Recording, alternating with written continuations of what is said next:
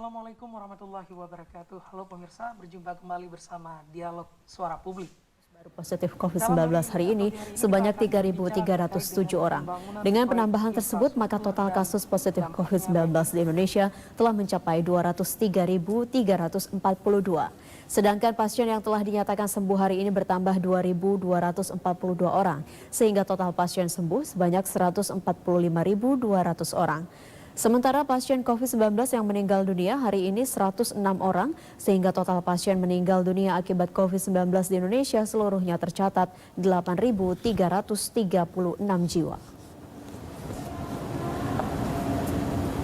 Sementara itu, saudara, pemerintah menargetkan vaksin merah putih akan diproduksi massal pada kuartal 4 tahun 2021. Hingga kini pengembangan bibit Kesejahteraan bagi masyarakat ataukah belum? Ikuti perbincangannya bersama 3 orang narasumber yang sudah hadir di studio TVRI Aceh di sore hari ini. Yang pertama ada Kak Kanwil, DJ PB Aceh, ada Bapak Syafriadi. Assalamualaikum Pak Syafriadi. Waalaikumsalam Pak Musyu. Yang kedua pemirsa ada Kepala Kanwil BPS Aceh, Bapak Ihsan Nurijal. Assalamualaikum Pak Ihsan. Waalaikumsalam warahmatullahi wabarakatuh.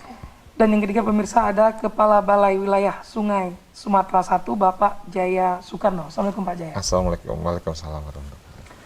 Dan pemirsa, kami juga mengundang Anda nanti untuk berpartisipasi terkait dengan tema kita hari ini adalah pembangunan proyek infrastruktur dan dampaknya bagi kesejahteraan masyarakat Aceh. Di line telepon 0651417773. Baik, saya ke Pak Syafriadi terlebih dahulu untuk sebelum kita membahas lebih teknis terkait dengan pembangunan infrastruktur di Aceh dan dampaknya. Tentu kita juga perlu melihat secara nasional sekarang sebenarnya kondisi perekonomian kita seperti apa. Karena nanti tentu akan berpengaruh pada persoalan pembangunan infrastruktur ke depannya khususnya yang ada di daerah-daerah khususnya yang ada di Aceh. Oke. Terima kasih Pak Musyu. Bapak-bapak, pemirsa sekalian yang saya hormati. Kita tidak bisa menutup mata tentunya dengan apa yang sedang kita hadapi sekarang. Pandemi COVID-19 ini sudah membawa dampak yang tidak hanya dari sisi kesehatan, tapi juga ke sisi sosial, kemudian juga dari sektor perekonomian. Nah, ini sudah cukup lama kita alami, kurang lebih sekitar 7 bulan mungkin ya, sampai dengan saat ini. Dan dengan adanya pandemi ini sudah membawa dampak adanya perubahan aktivitas sosial, aktivitas ekonomi. Oleh karena itu, berdampak pula pada produksi. Karena sebagian besar manusia sebagai faktor produksi itu work from home. Diharuskan untuk banyak stay di rumah. Nah, oleh karena itu, ini membawa dampak bahwa perputaran produksi ini juga terhambat. Hal ini telah membawa pertumbuhan ekonomi kita di triwulan pertama itu cukup jauh turunnya, 2,97 kalau tidak salah Pak ya, dan triwulan 2 juga semakin dalam turunnya, kita sudah menyentuh ke angka minus 5,32.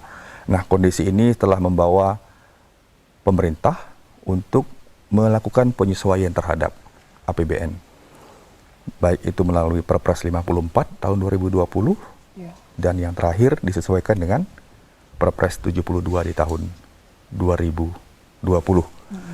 Nah, melihat kondisi seperti itu, apabila kita melihat secara lebih dalam komponen dalam pertumbuhan ekonomi, tentunya kita memahami di sana ada beberapa komponen, di antaranya ekspor, impor.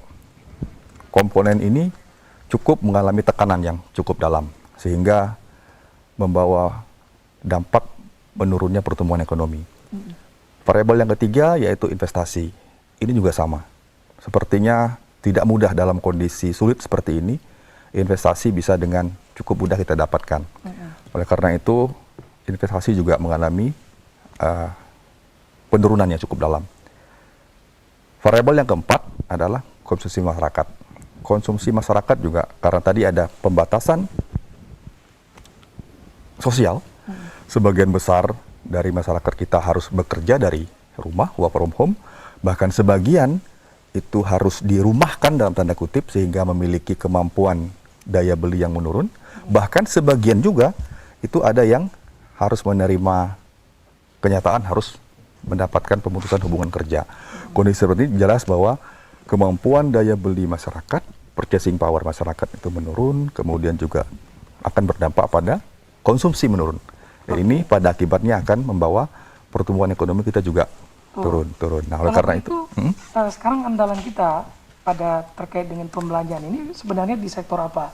Tadi melihat bahwa aktivitas usaha itu berkurang, bahkan ada yang tutup. Ya. Nah, sekarang satu-satunya sumber keuangan kita yang memungkinkan terjadinya pembelanjaan atau masyarakat bisa menikmati dari adanya sumber uang itu sebenarnya dari mana? Nah, itu mungkin mungkin salah satu yang cukup menjadi tumpuan dari pertumbuhan ekonomi dari tadi 5 faktor itu, ya kita ekspor impor kita agak turun dalam, kemudian investasi juga cukup jatuh dalamnya, konsumsi masyarakat juga terbatas, sehingga yang menjadi andalan sekarang adalah government spending tentunya Pak.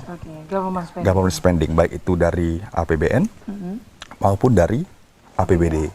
APBA ya kalau di sini APBA ya APBA maupun APBK kalau di kabupaten dan kota. Nah itu yang mungkin bisa untuk memperkuat pertumbuhan ekonomi kita di akhir sampai dengan akhir triwulan 4 nanti 2020. Oke, menarik bahwa satunya sekarang mati sumber yang mesti digenjot, dipaksakan bahwa itu harus bekerja cepat adalah pada dana-dana pemerintah atau dana daerah yang dipunyai oleh pemerintah untuk terus dibelanjakan sehingga memang tadi berharap dana-dana itu bisa berputar di masyarakat bisa berharap dari dana ini. Tapi sebelum kita lihat lebih detail nanti sebenarnya seperti apa hari ini kalau kita bicara kinerja keuangan dari government spending ini pada proyek-proyek yang ada di daerah. Tapi sebelumnya kita ke Pak Jaya dulu, Pak Jaya untuk melihat sebenarnya Pak Jaya ini dari Balai Wilayah Sungai Sumatera 1 ya. Nah sebenarnya seperti apa proyek-proyek yang dikerjakan oleh instansi Pak Jaya di Aceh khususnya hari ini? Baik, terima kasih Pak. Kami Balai Wilayah Sungai Sumatera 1 merupakan unit pelaksana teknis di bawah Direktorat Jenderal Sumber Daya Air di Kementerian Pekerjaan Umum dan Perumahan Rakyat. Adapun yang proyek-proyek infrastruktur yang kami kerjakan di Aceh ini dari mulai pembangunan jaringan irigasi ini untuk dukungan terhadap ketersediaan air untuk dukungan terhadap ketahanan pangan, terus juga penyediaan air baku untuk air minum. Juga kami juga membangun juga bendungan-bendungan untuk tampungan-tampungan air di saat musim-musim kemarau bisa dimanfaatkan. Dan di samping itu juga kami mengendalikan daya rusak air melalui pengendalian daya banjir maupun pengamanan pantai, teruskan pantai. Saat ini yang ada proyek strategis nasional di Aceh, kami mengemban ada 5 proyek strategis nasional. Yang pertama adalah pembangunan Bendungan Kerto di Aceh Utara. Yang kedua ada pembangunan Bendungan Rukoh di Pidi.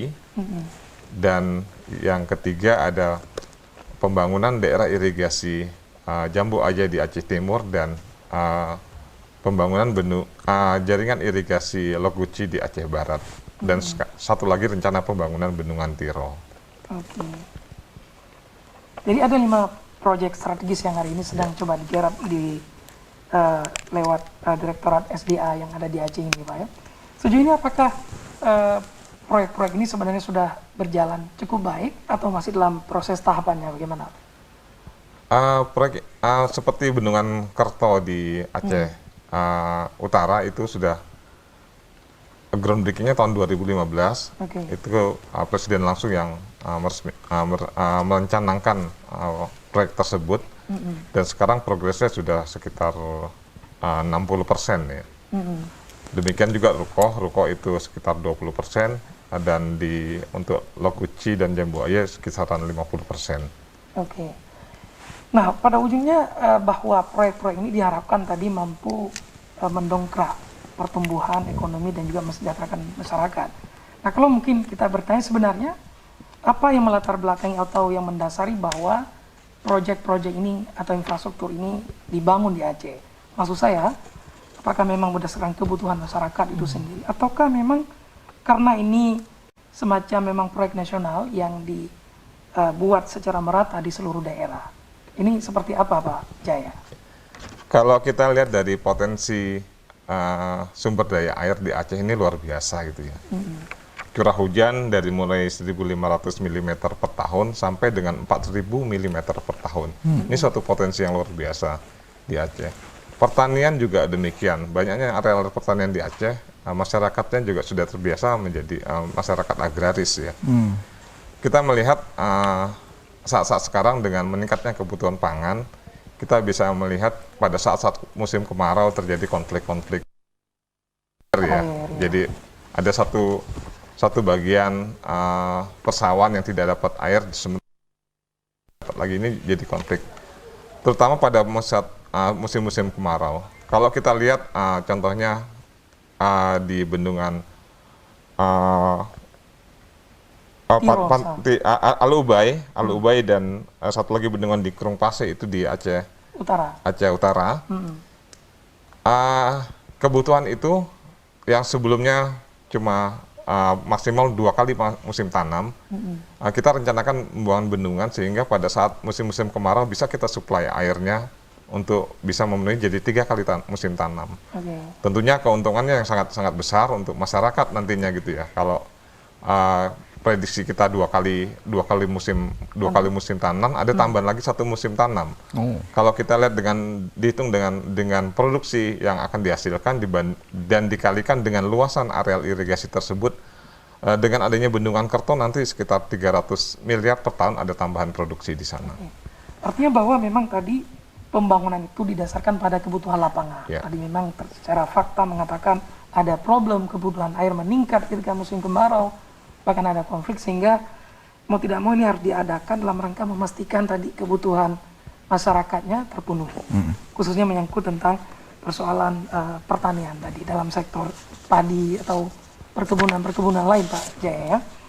Oke, nanti kita akan kembali lagi. Saya ke Pak Ihsan. Tapi sebelum ke Pak Ihsan, pemirsa mungkin bagian yang ingin berpartisipasi atau bertanya langsung, silakan di line telepon 0651 41773.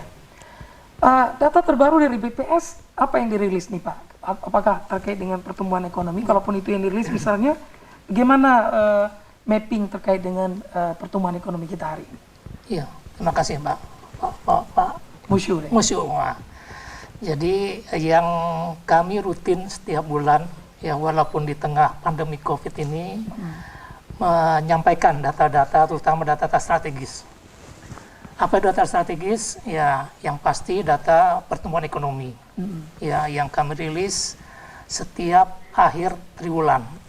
Ya, kemarin udah berakhir triwulan 2, kita rilis pada bulan Agustus. Jadi triwulan 2 itu April, Mei, Juni, kita lulus pada bulan Agustus kemarin, tanggal 5 Agustus. Itu yang rutin, setiap akhir triwulan kita rilis. Kemudian data-data strategis yang lainnya, misalnya inflasi, ya, indeks pertumbuhan harga, ya.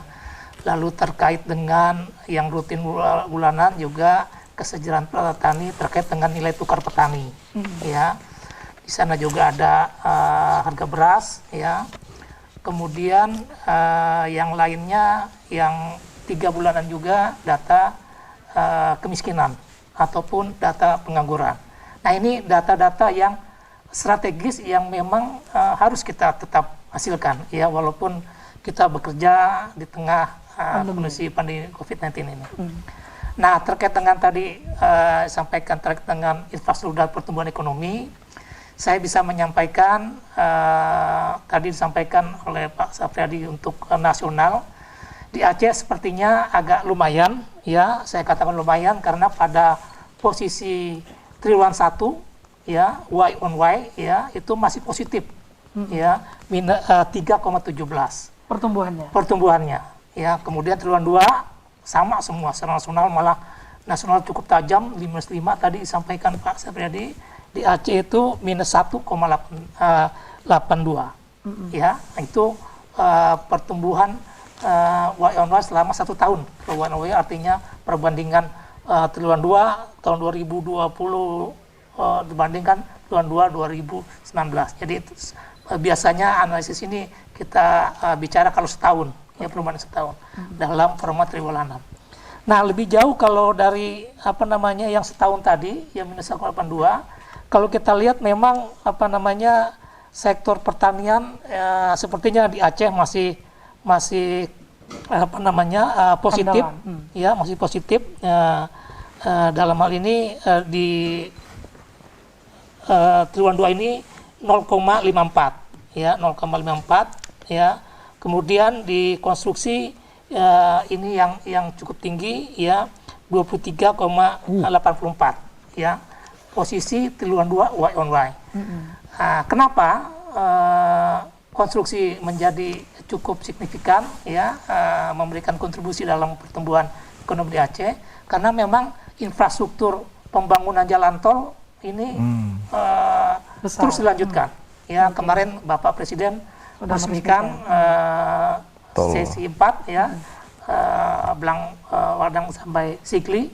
Nah, ini merupakan wujud kelihatan nyata pembangunan giat konstruksi yang terjadi di Aceh. Ini yang akhirnya mengangkat juga pembangunan konstruksi di Aceh. Oke, kalau begitu kesimpulan akhir kita, atau maksud saya, kalau begitu tren seperti apa yang bisa dibaca dari data-data yang dikeluarkan oleh BPS ini? Apakah secara umum kita masih sebut bahwa ada harapan terkait dengan pertumbuhan ekonomi, terutama dari sektor konstruksi yang tadi menyumbang sekitar 23%. Berarti ada harapan bahwa pertumbuhan ekonomi di Aceh masih mungkin untuk di-press bisa terus tumbuh. Itu apakah demikian atau kita perlu kewaspadaan tingkat tinggi sebenarnya, Pak Ihsan? Setuju, Pak. Jadi memang kalau melihat pola pertumbuhan dari ekonomi di Aceh ini, di triwulan 3 memang ini agak melambat. Oke. Nah, ini jadi tantangan buat kita, ya, bahwa ini sudah minus.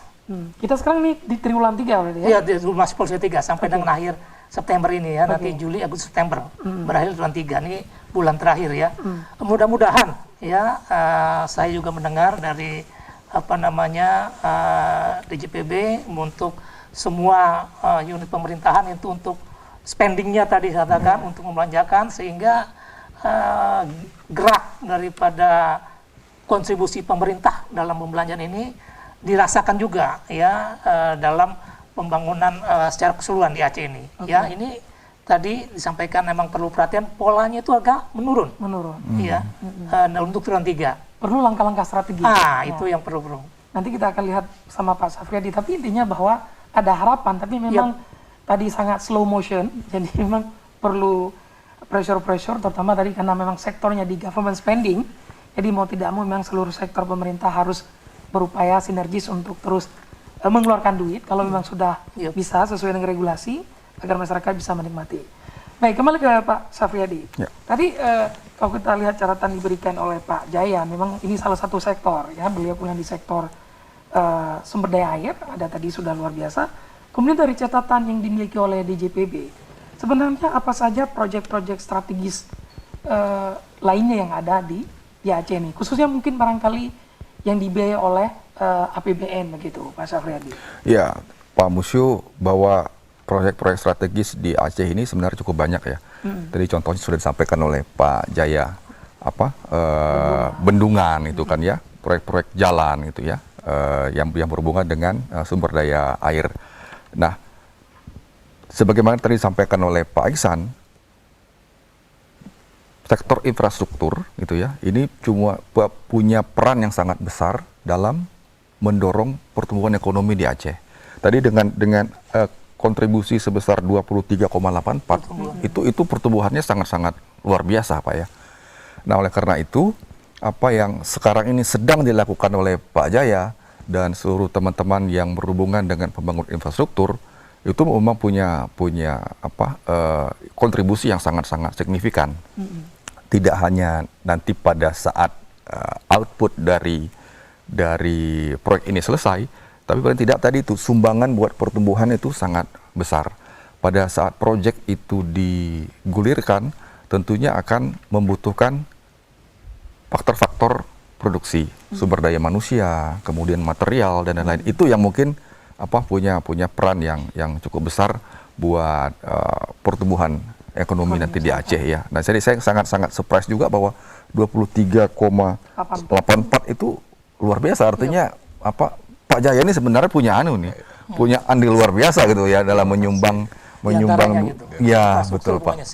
Betul Pak ya. Jadi saya pikir ini sampai dengan triwulan 3 ini kalau tadi tren menurut Pak Iksan melambat biasanya gitu Pak ya. Biasanya melambat. Nah, ini kita terus mendorong dari awal triwulan ketiga kemarin. Mari Bapak-bapak, para pengelola keuangan, para pengelola kegiatan, kita lakukan percepatan. Kami dengan Pak Jaya sudah sering kali bertemu. Sekiranya Pak Jaya itu punya tantangan dalam proses pencairan, ya, kami akan coba untuk bantu sesuai dengan kewenangan otoritas dan juga koridor regulasi yang kita miliki. Gitu Pak. Ya, kita berharap memang seoptimal mungkin kontribusi dari sektor infrastruktur bisa bertahan dan juga secara umum pertumbuhan ekonomi di Aceh di triwulan 3 ini bisa kita dorong supaya juga membantu kontribusinya di level nasional. Oke. Gitu, Pak. Kalau begitu secara umum kalau kita bicara kinerja anggaran atau daya serap yang dilakukan oleh proyek-proyek tadi, bagaimana Pak Safriyadi? Apakah bisa disebut cukup bagus sehingga tadi nanti akan langsung berdampak pada kesejahteraan masyarakatnya, sarana, pembelian material dan sebagainya, dan itu bisa langsung dirasakan. Jadi seperti apa kira-kira kinerja anggaran kalau kita bicara terhadap proyek-proyek ini? Oh ya, so far sih secara umum relatif baik gitu ya. Infrastruktur contohnya yang ada di tempatnya Pak Jaya, dalam pelaksanaan kegiatannya maupun juga dari sisi pencairannya. Walaupun ada di beberapa proyek itu, misalnya yang berhubungan dengan pengadaan tanah misalnya Pak ya. Nah, ini yang biasanya cukup punya tantangan terhadap lajunya proyek itu untuk dilakukan. Nah, kita sudah selesaikan kemarin kalau tidak salah ada satu proyek di Pak Jaya ya yang pengadaan tanah sepertinya sudah selesai kemarin di awal September, sehingga proyek ini mudah-mudahan dalam bulan ini bisa kita proceed, bisa kita mulai, dan kontribusinya mudah-mudahan bisa kita optimalkan sampai dengan akhir tahun. Begitu Pak Musyu ya. Sejauh ini tidak ada kendala yang berarti Pak Safriyadi ya. Maksud saya terkadang beberapa terlihat di lapangan mungkin ada kewalahan dalam proses pencairan karena mungkin birokrasi administrasi. Apakah kondisi itu masih terjadi misalnya atau apakah ada Pak Safriyadi? Kalau dari sisi Bendahara Umum Negara gitu ya, dari sisi kami Bendahara Umum Negara itu tentunya kita selalu ingin setiap pencairan yang diajukan ke kita itu punya ketaatan terhadap koridor hukum yang berlaku, ya kan, peraturan yang berlaku. Karena walau bagaimanapun mengeluarkan uang negara ini 1 rupiah pun itu harus ada landasan hukumnya. Tidak bisa kita ya udahlah ini teman saya ini gitu ya. Itu no way Pak untuk itu ya. Itu harus dalam koridor hukum. Oleh karena itu dalam setiap proses pencairan yang diajukan kepada Bendahara Umum Negara, dalam hal ini kalau di Aceh berarti itu melalui kantor pelayanan perbendaharaan negara. Di Aceh ini ada 7 kantor pelayanan perbendaharaan negara, ada 7 KPPN di Aceh, salah satunya di Banda Aceh. Itu semua dokumen itu harus lengkap dan benar Pak. Itu bukan apa Pak ya, lengkap dan benar ya. Semua persyaratan dokumentasinya. Nah, dalam kondisi COVID sekarang ini, tentunya kita pun mau tidak mau harus mengubah mekanisme kerja yang selama ini berbasis fisik, berbasis paper. Ini kita switch menjadi mungkin istilahnya bukan paperless ya, less paper lah mungkin ya, less paper ya Pak ya. Jadi masih ada paper ya Pak ya? Iya, iya. Jadi papernya berkurang lah, less paper. Walaupun kita nanti akan menuju ke paperless. Nah, tapi paling tidak kita melakukan penyempurnaan sehingga mitra kerja kami, Pak Iksan, Pak Jaya, dan bapak-bapak semua para pengelola keuangan APBN khususnya, itu dalam pengajuan pencairan APBN itu bisa dilakukan dengan tidak ke kantor kami, melalui kantor masing-masing. Nah, prosesnya kita coba simplified, kita simplifikasi, namun demikian tetap harus kita jaga good governance-nya. Jadi walaupun tidak full paperless, tapi kita sudah mengarah ke sana sehingga mungkin sekarang ya boleh dibilang lah less paper gitu. Sudah jauh sekali kertas-kertas berkurang, walaupun memang masih ada. Benar apa enggaknya mungkin bisa ditanyakan ke Pak Jaya sama Pak Iksan nanti kalau gitu. Tapi ini memang pandemi membuat tadi menarik disebutkan oleh Pak Syafriadi beberapa kebijakan atau SOP yang ada dirubah. Tapi ini tentu dalam rangka untuk menggenjot pertumbuhan, mempermudah proses pencairan dan sebagainya. Tapi memang karena ini uang negara tentu ketentuannya harus diikuti Pak Syafriadi ya, bahwa regulasi yang ada memang harus ditaati. Tadi dokumennya harus lengkap dan benar. Misalnya. Jadi tidak ada yang rego. Kalau misalnya kawan kita ya, nggak bisa, Pak. Ini harus dipastikan agar proses pencairannya juga sesuai dengan ketentuan yang ada. Oke, kembali ke Pak Jaya. Tadi menarik disebutkan bahwa bendungan menjadi salah satu sektor yang nanti akan coba terus dikembangkan oleh pemerintah dalam rangka meningkatkan pembangunan infrastruktur dan juga pertumbuhan ekonomi. Nah, kalau masyarakat bertanya, kira-kira apa yang prospek ekonomi seperti apa sebenarnya yang bisa diberikan dengan pembangunan sektor bendungan ini, Pak Jaya? Ya, yang terutama bendungan ini manfaat utama bendungan untuk menjamin ketersediaan air untuk irigasi. Tadi seperti kami sampaikan, kalau dengan tidak adanya bendungan, dengan jaringan irigasi yang kami bangun aja maksimum mungkin cuma 2 kali musim tanam. Ada di beberapa tempat nggak sampai 2 kali musim tanam, cuma 1,5 kali musim tanam. Itu yang tanpa bendungan. Tanpa bendungan ya. Dengan adanya potensi air yang berlimpah di Aceh ini, kami bisa tampung dan kami manfaatkan pada saat musim-musim kemarau, saat membutuhkan air ya.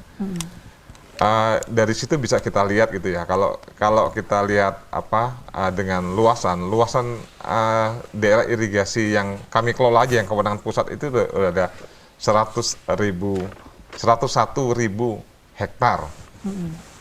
Kalau contohnya tadi untuk bendungan yang kami sampaikan tadi, bendungan Rukoh itu yang nanti akan menyuplai 2 daerah irigasi, yaitu daerah irigasi Al-Ubay dan daerah irigasi Kurung Pasir Kanan.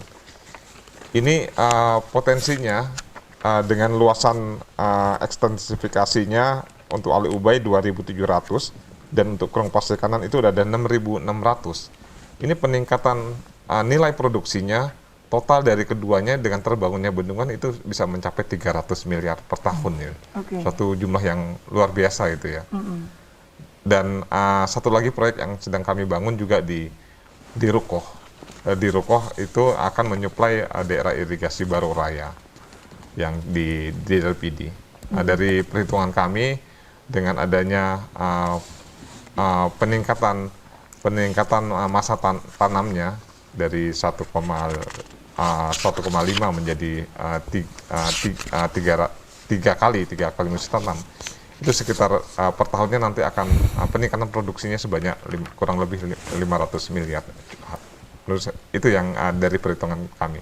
Tapi ini tentu kabar yang luar biasa ya bagi masyarakat. Kalau dari 1 kali atau 2 kali menjadi 3 kali, tentu ini luar biasa. Nah, kemungkinan ini akan selesai kapan ya kalau publik nanti ingin tahu, Pak Jaya? Kalau untuk bendungan Kerto kami rencanakan selesai 2022 dan bendungan Rukoh 2023. Dan ini pada tahun tersebut langsung bisa beroperasi. Insya Allah. Ya, menampung tadi kan namanya, alhamdulillah kita melimpah air. Ya. Maka prosesnya akan dilakukan pada tahun-tahun ini, Pak Jaya ya. Ada gimana? ada lagi manfaat dari bendungan selain untuk mensuplai daerah irigasi. Bendungan juga bendungan ini juga bermanfaat untuk suplai air baku untuk air minum. Di samping itu juga bisa untuk pengendalian banjir, seperti di Rukoh nantinya bisa mengendalikan banjir yang terjadi tiap tahun di Lok Sukun. Demikian juga yang di Rukoh nanti untuk di PD. Selain itu juga bendungan juga dapat dimanfaatkan untuk potensi tenaga listriknya. Jadi ada potensi tenaga listrik di bendungan Rukoh maupun di Kerto. Tapi itu jangka panjang, Pak Jaya. Kalau itu setelah selesai bendungan selesai, itu juga langsung bermanfaat untuk air baku maupun listrik juga bisa. Oke. Artinya pemerintah sendiri juga dalam tahap merencanakan bahwa bendungan tadi juga akan difungsikan untuk mengaliri arus listrik, Pak Jaya ya. Di samping juga nanti potensi pariwisatanya. Ya, tentu cukup banyak. Artinya kalau kita lihat berarti ini yang kalau jadi, insya Allah memang terlihat bahwa ada kontribusi nyata dari kehadiran bendungan ini. Tadi disebutkan masa tanam bertambah, kemudian listrik bisa digunakan untuk sumber tenaga listrik, plus juga tadi pariwisata ya. Berarti ini masyarakat berharap bahwa proses ini bisa segera hadir, bisa segera selesai sehingga masyarakat bisa menikmati langsung dampak atau efek dari infrastruktur ini. Kembali ke Pak Ihsan.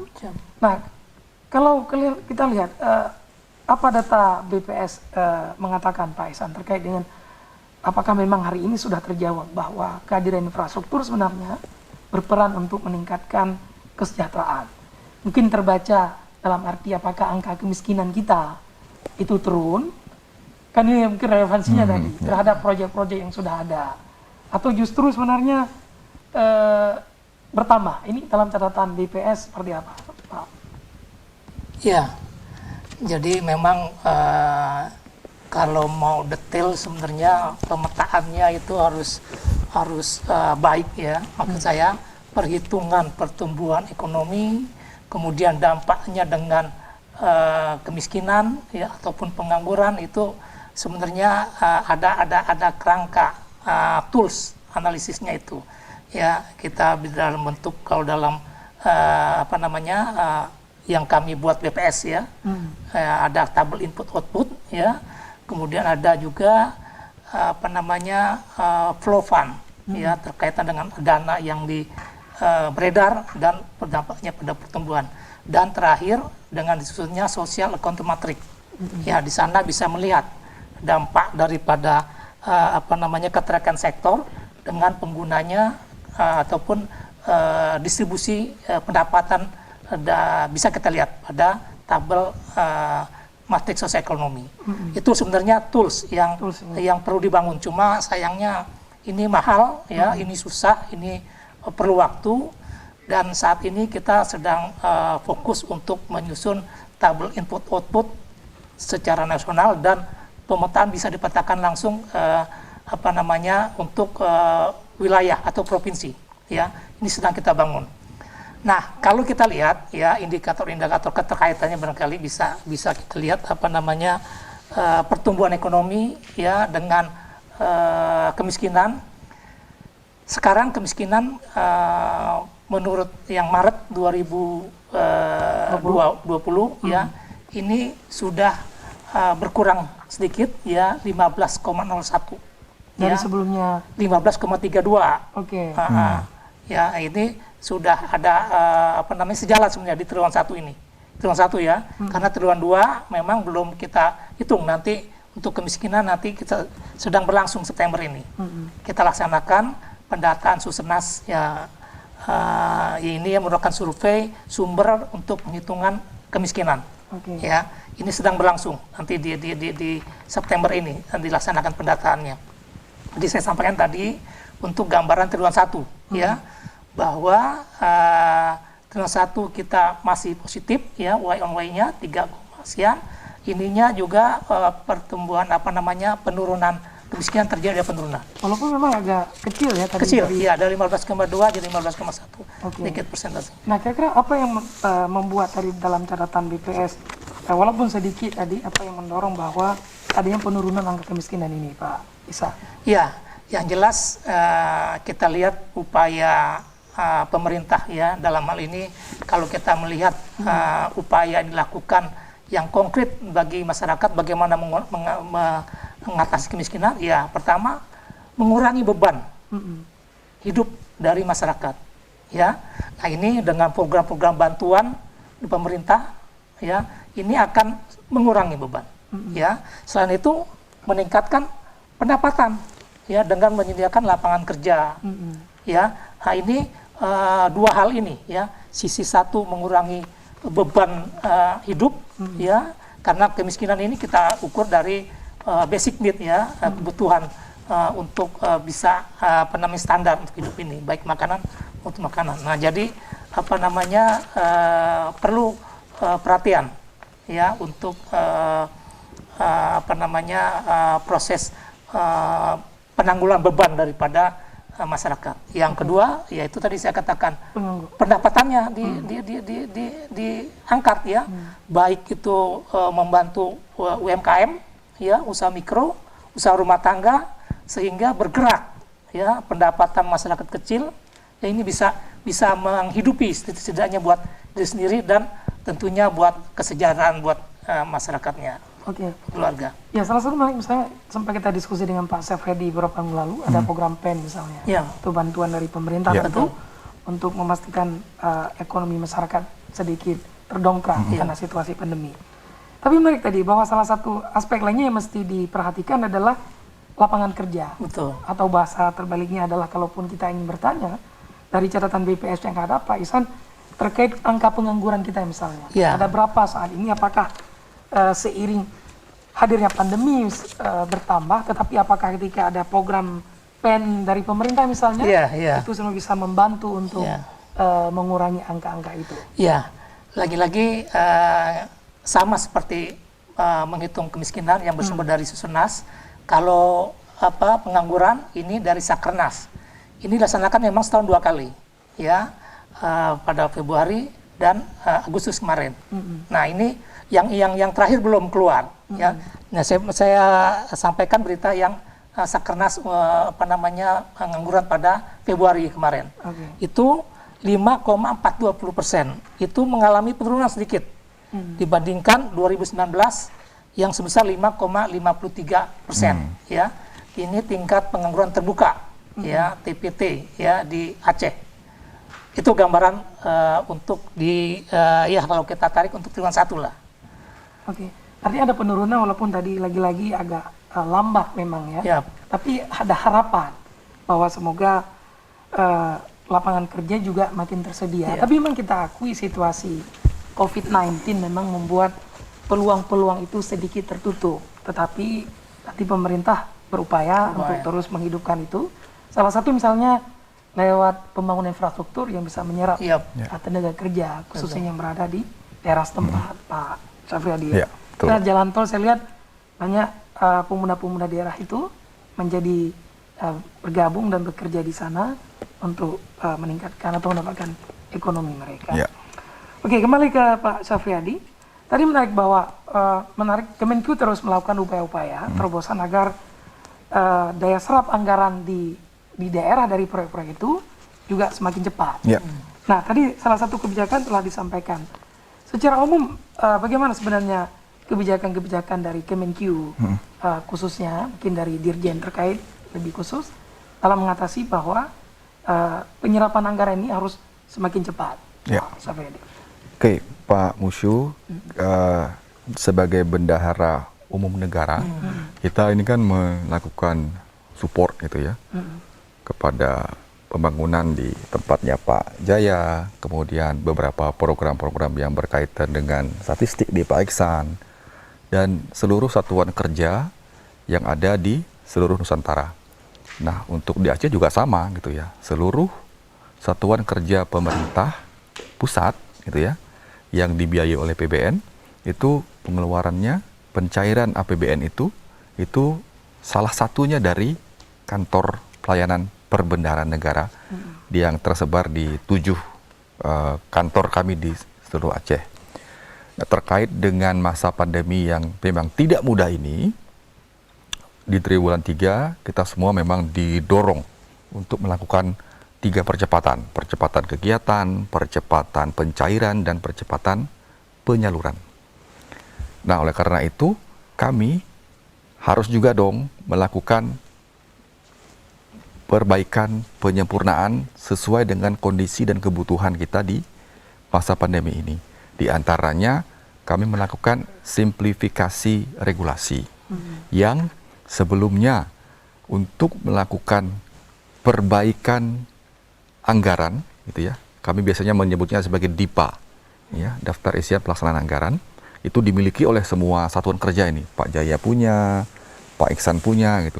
Yang menampung apa saja kegiatan dan berapa dana yang dibutuhkan oleh satuan kerja itu dalam periode 1 tahun. Nah, biasanya dengan berbagai macam dinamika yang dihadapi dalam 1 tahun, itu bisa jadi DIPA tadi itu, daftar isian pelaksanaan anggaran itu diperlukan penyesuaian, gitu ya. Nah, biasanya kami itu 1 triwulan itu sekali aja kami boleh menerima atau menerima permohonan perubahan itu. Punya Pak Jaya, jangan sering-sering dong Pak, kalau sering-sering diubah kita juga bingung nanti. Susah kan ya? Nah, oleh karena itu supaya di 2020 ini kita juga membantu proses percepatan. Nah, kami mencoba untuk melakukan relaksasi. Jadi tidak perlu sampai nunggu 3 bulan Pak baru boleh ubah. Jadi kalau memang perlu diubah karena memang ada dorongan untuk melakukan percepatan kegiatan, kami akan lakukan. Tapi juga kita harus lihat apakah benar-benar ini memang dibutuhkan untuk memang adanya perubahan. Jadi itu Pak. Jadi tetap kita meminta good governance ada di Pak Jaya, ada di Pak Iksan, dan semua satuan kerja yang ada di sini. Kemudian yang kedua, mengenai periode waktu dalam permohonan pencairan. Kalau biasanya dalam sehari itu, jam kerja kami mulai dari jam 7:30 sampai jam 5, tapi permohonan pencairan yang biasanya dimulai dari jam 7:30 sampai jam 12 siang, yang akan dicairkan pada hari itu, gitu ya. Nah, kami perpanjang menjadi sampai jam 2. Jadi pada hari itu, apabila tadi itu dokumennya lengkap dan benar, pada hari itu juga bisa cair. Tapi kalau misalnya karena banyak yang harus disiapkan, Pak Jaya mungkin tidak bisa memasukkan permohonan itu ke kami sebelum jam 2. Mau gabung mungkin sekitar jam 3 gitu ya. Jadi mohon izin Pak Jaya, mungkin besoknya gitu ya. Nah, ini kami memang kami perpanjang waktu itu untuk mari Bapak Ibu yang punya kegiatan, yang punya APBN, lakukan pencairan karena kami juga sudah perpanjang itu. Nah, itu juga berhubungan dengan tadi proses kami didukung oleh IT terintegrasi sehingga kami memudahkan dan memastikan bahwa protokol kesehatan tetap dijaga yang selama ini mau tidak mau harus datang ke kantor kami.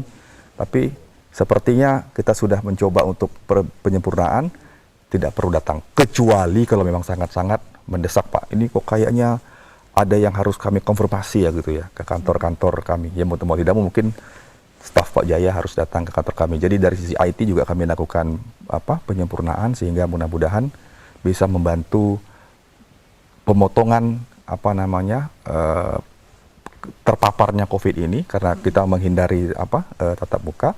Tapi di sisi lain mencoba untuk memberikan kemudahan dan simplifikasi dalam proses pencairan. Nah, ini yang sudah kami lakukan diantaranya seperti itu, Pak Musyu.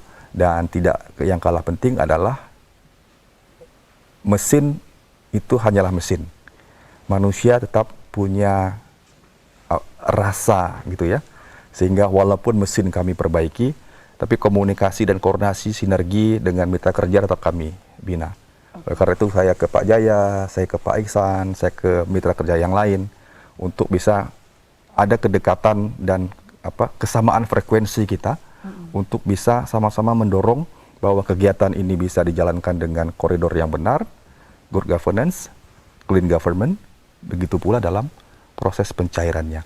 Karena begitu itu keluar dari APBN, itu harus semua dipertanggungjawabkan.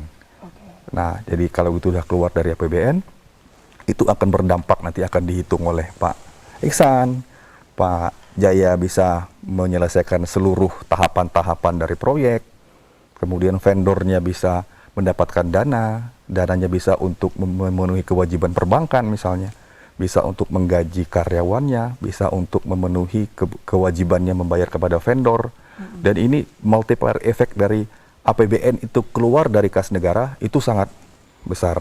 Oleh karena itu kembali kita di pertanyaan pertama Pak Musyu tadi, kenapa dari pertumbuhan ekonomi government spending itu saat ini sangat-sangat signifikan dampaknya, ya karena memang multiplier effect yang dibawa oleh APBN serta APBD itu sangat-sangat masif saat ini ya, karena berbagai macam faktor-faktor variabel-variabel dari pertumbuhan ekonomi itu saat ini memang sangat bertumpu kepada belanja pemerintah. Government spending. Ya. Oke, ini berarti pasca ada kebijakan itu, apakah memang hari ini pengeluaran uang yang bersumber dari APBN itu atau proyek-proyek nasional itu mencapai dari yang diharapkan atau tidak, Pak Syafriadi? Nah, ini pertanyaannya menjurus ini kayaknya Pak ya. Maksud saya, apakah pengeluaran sudah memang sesuai harapan tadi 100% atau masih tersendat-sendat? Oke. Yang pasti memang kalau project Pak ya, project itu kan dia pasti punya terms ya Pak Jaya ya. Tidak bisa juga misalnya terusnya dia harus melakukan cor tapi di base-nya belum kelar. Itu kan pasti ada tahapan-tahapan.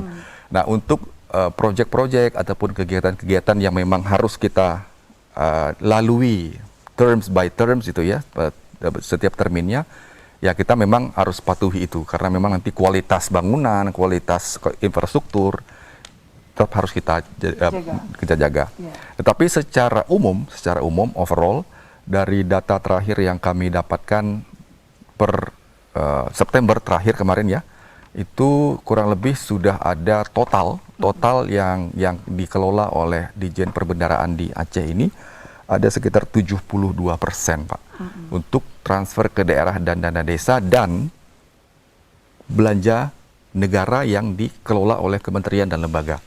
Jadi kementerian misalnya PPR, lembaga misalnya BPS gitu, totalnya sudah ada 72%. Kalau dibagi itu kurang lebih kalau transfer ke daerah dan dana desa itu ada 77%, ya kan?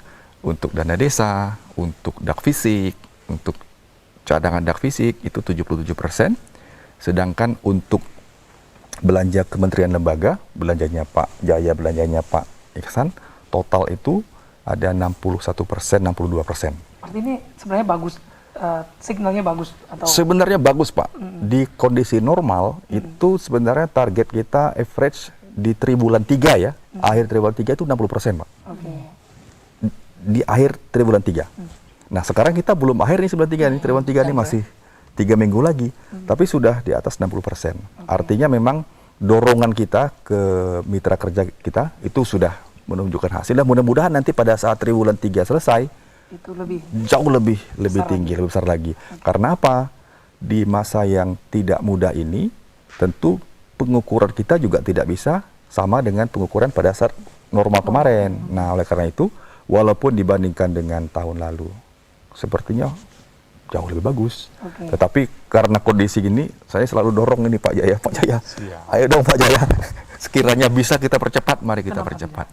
Tadi menarik bahwa ternyata kebijakan-kebijakan Kemenkyu tadi memang memberi efek. Ya.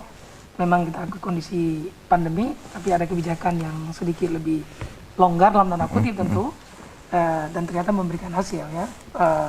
Walaupun memang lebih diharapkan lebih besar lagi ya. Proses yang harus dilalui. Oke, kita berada di bagian akhir dari dialog ini. Saya kembali ke Pak Jaya.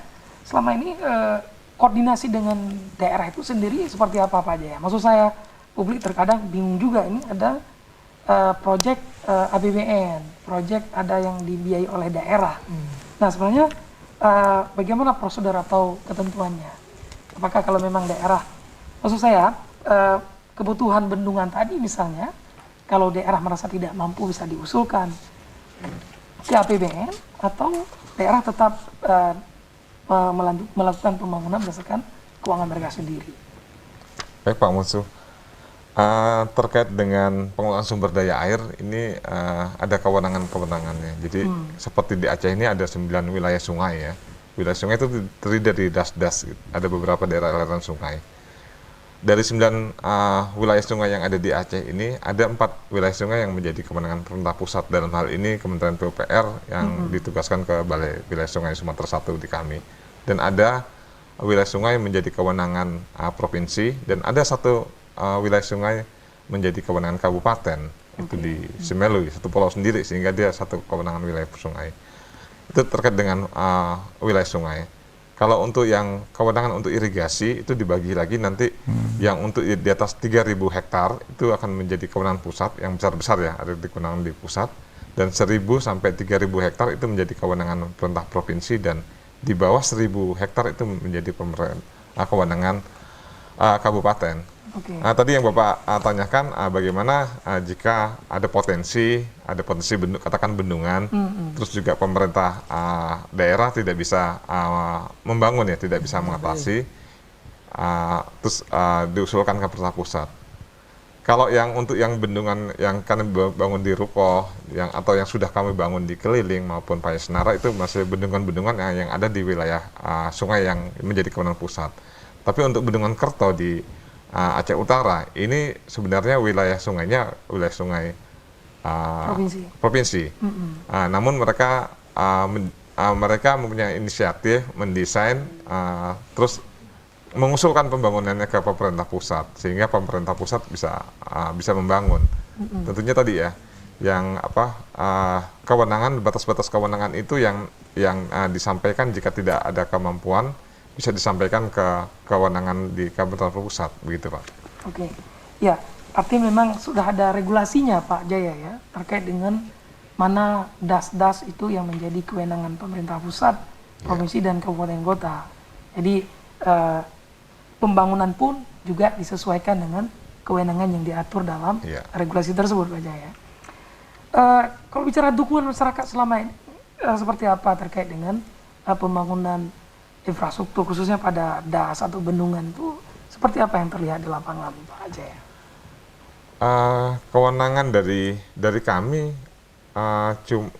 sepanjang sungai dan sepadannya. Sedangkan airnya ini kan berasal dari das, dari daerah aliran sungai yang luasannya sangat besar.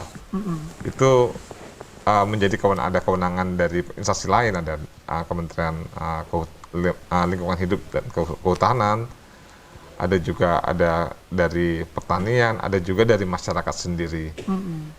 Sehingga yang menjadi masalah saat ini kan adanya perubahan tata guna lahan, yang sebelumnya hutan menjadi perkebunan, yang tadinya perkebunan menjadi pemukiman. Ini sangat berpengaruh terhadap sumber daya air ya. Yang awalnya kalau hujan airnya sebagian masuk ke dalam tanah, sebagian masuk ke sungai, yang pelan-pelan akan dikeluarkan pada saat musim-musim kemarau dari tanah. Sekarang ini banyak karena perubahan tata guna lahan ini, begitu hujan airnya langsung jadi run off masuk ke sungai semua, sehingga banjir. Di saat kemarau udah nggak ada cadangan lagi air dalam tanah, sehingga kekeringan. Ini yang sekarang menjadi permasalahan ya, problem ya.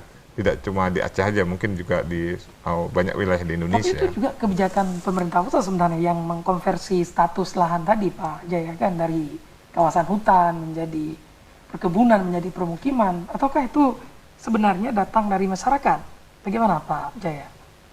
Ada beberapa kasus yang memang program-program dari otoritas pemerintah. Tapi ada juga yang dari masyarakat sendiri ya. Yang membentuk komunitas sendiri tadi. Iya, atau seperti kayak adanya illegal logging, atau ada perubahan konversi dari lahan-lahan tersebut gitu ya.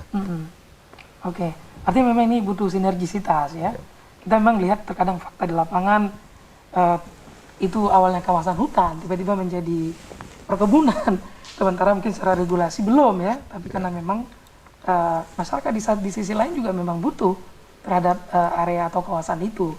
Tidak ada pilihan bagi mereka selain memang berharap dari sumber itu misalnya.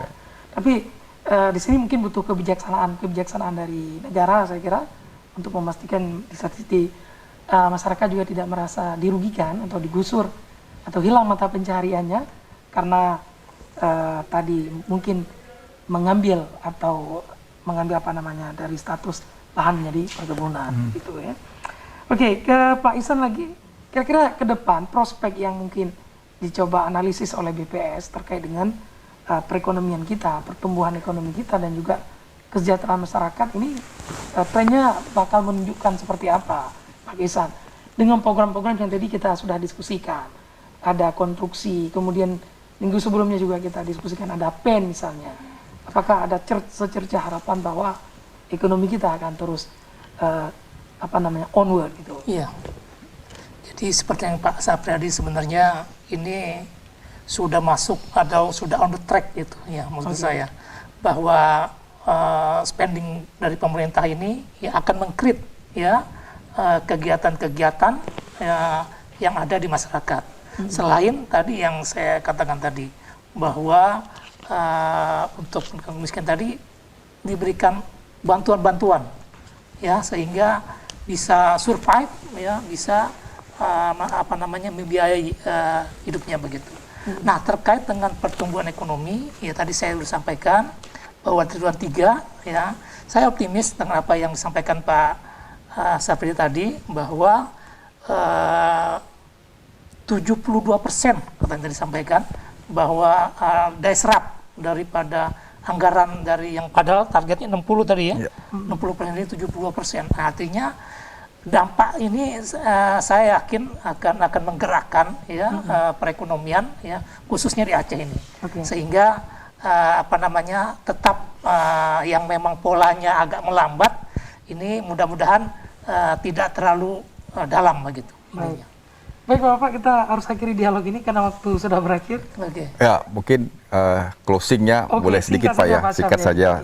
Saya terima kasih dengan semua mitra kerja kita, startup kita yang sudah melakukan percepatan pencairan dan juga kegiatan. Tetapi yang tadi saya sampaikan adalah average Pak, itu ada 61% untuk kementerian lembaga dan 77% untuk TKDD. Tapi kalau kita breakdown itu masih ada yang masih di bawah average. Nah, untuk yang masih di bawah ini, ayo terus kita lakukan percepatan kegiatan, percepatan pencairan, dan percepatan penyaluran, tapi tetap harus dalam koridor good governance dan clean government. Dan kami selalu menyampaikan bahwa seluruh layanan dari kantor kami itu free of charge, tidak ada biaya, itu Pak ya, tidak ada satupun layanan kami yang berbiaya, dan akan selalu kami tingkatkan layanan-layanan kami sehingga komunikasi selalu akan kami jalin bersama seluruh mitra kerja kita. Dan di saat yang tidak mudah ini, selain tadi 3 percepatan kegiatan, percepatan pencairan, dan percepatan penyaluran, kita perlu semangat juga 3 menurut saya, semangat yang selalu kita optimis gitu ya, bersama-sama kita optimis, tapi juga optimis itu tidak bisa sendiri,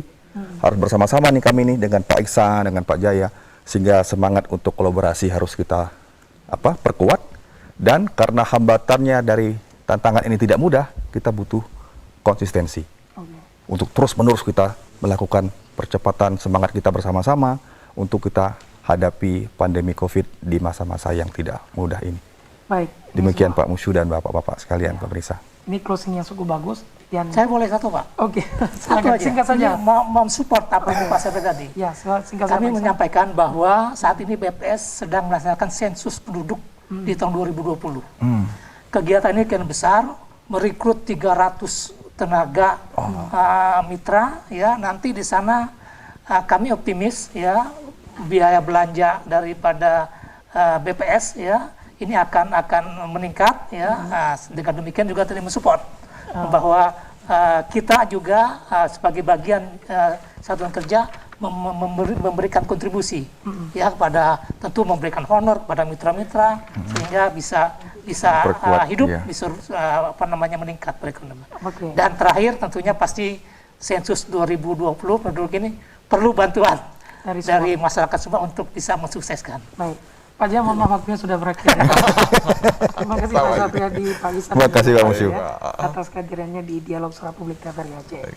Baik, pemirsa, demikian perbincangan kita. Semoga memberi manfaat dan informasi yang utuh terkait dengan pembangunan infrastruktur dan kesejahteraan masyarakat di Aceh. Terima kasih atas segala perhatian dan partisipasi Anda. Wabillahi taufiq wal hidayah. Wassalamualaikum warahmatullahi wabarakatuh. Waalaikumsalam warahmatullahi wabarakatuh.